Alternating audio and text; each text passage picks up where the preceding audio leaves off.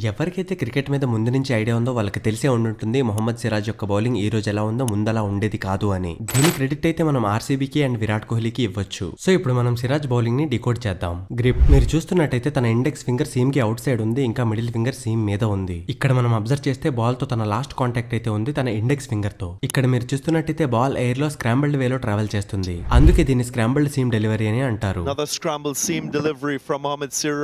ఇప్పుడు మనం బాల్ యొక్క బిహేవియర్ గురించి మాట్లాడుకుంటే బాల్ నేలకి టచ్ అయిన తర్వాత డిఫరెంట్ గా బిహేవ్ చేస్తుంది. ఒకవేళ బాల్ యొక్క సీమ్ అనేది నేలకి టచ్ అయితే బాల్ లోపల వైపు వస్తుంది, అదే బాల్ యొక్క లెదర్ నేలకి టచ్ అయితే బాల్ స్కిడ్ అవుతుంది. ఇందులో వేసే బౌలర్ కి తెలియదు బాల్ లో ఏ పార్ట్ నేలకి టచ్ అవుతుందో అని. ఇంకా బ్యాట్స్మెన్ కి ఏం తెలుస్తుంది, అందుకే బ్యాట్స్మెన్ కి బ్యాట్ కి మధ్య నుంచి బాల్ వెళ్ళి వికెట్ ని తీసేస్తుంది. ఇందులో సిరాజ్ స్ట్రాటజీ ఏంటంటే కొత్త బాల్ తో బాల్ వేసినప్పుడు అది హార్డ్ గా ఉంటుంది, ఇంకా చాలా సింపుల్ గా స్కిడ్ అవుతుంది. సో ఆ న్యూ బాల్ ని స్క్రాంబుల్డ్ వేలో వేస్తే ఆ బాల్ స్కిడ్ అవ్వడంతో పాటు లోపలికి కూడా వస్తుంది. ఇందుకే సిరాజ్ కొత్త బాల్ తో చాలా ఎల్బిడబ్ల్యూలు చేస్తాడు.